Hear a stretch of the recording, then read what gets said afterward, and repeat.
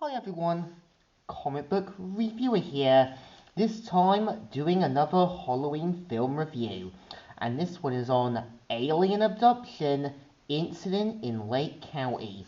Now, as you know, Alien Abduction Incident in Lake County, or as it was originally meant to be, originally titled The McPherson Tape, is meant to be an actual remake from the 1989 film that I covered. And of course, given this fact this was done by the same director and that, of course, this is obviously the director now with a sort of new and improved screenplay, wanted to obviously improve his original film, do much better, kind of fix up to what he thinks could have been done right. And the way I do see Alien Abduction in Lake County is obviously being like the actual version of War of the Worlds, like he intended. So the premise of the film is meant to follow in the fall of 1997, where we see how the McPherson family gather for Thanksgiving, but we kind of see right away something happens around the house, and we also do see how one of the family members, Kurt, as well as the other family members who go with him, inspect what's going on until they have to deal with not only aliens, but also having to stay together to try and stay alive. And right away, you get a sense there's tensions between the family members. There's a lot more going on than what should have been. And right away, we do see how the family members go at each other's throats, trying to keep each other calm. And keep in mind that this film was done with actual proper actors who know how to act.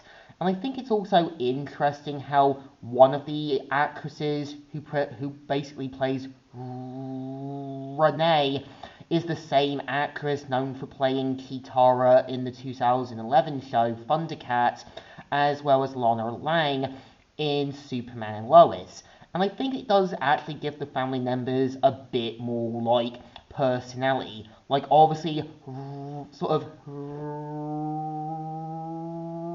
Renee being seen as the family's members' sort of town pump, and how obviously Kurt is getting annoyed with his sister dating random guys and actually taking the whole relationship seriously. Like Kurt being a little cautious of Matthew.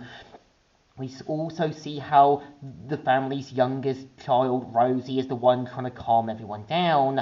And I do give the film credit is that when it actually goes to actual people talking about the videotape and so forth, it's done in the style of a documentary. And you really get a sense they were playing that just a joke vibe.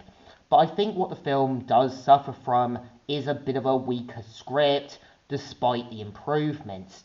I think it's like, obviously, when looking at the whole DreamWorks film Sinbad Legend of the Seven Seas, because I always feel like if there was a live action remake, I would actually do more with Marina's character.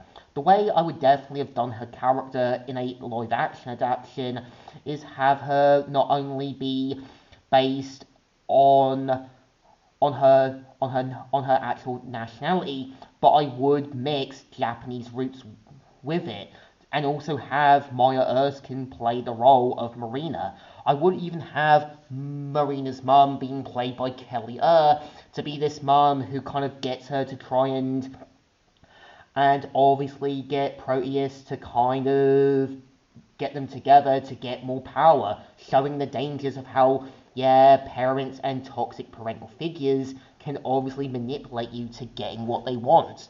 And I give the film credit for bigger budgeting. It obviously knows they have to go bigger.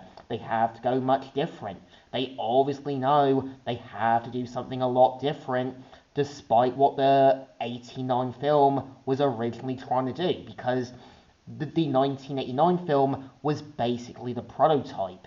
I think the 1998 film is obviously trying to fix up to what I think the 1989 film originally intended. So, is Alien Abduction Incident in Lake County a good film? Yeah, but it does feel a little flat. It feels like it's slowly pacing a bit too much, and you really get a sense that there's a lot more things going on than what should have been, and it's obviously got a script that it knows it has to stick to, so it definitely deserves thumbs in the middle. Kind of alright, but kind of okay. So, comic book reviewer here, signing out.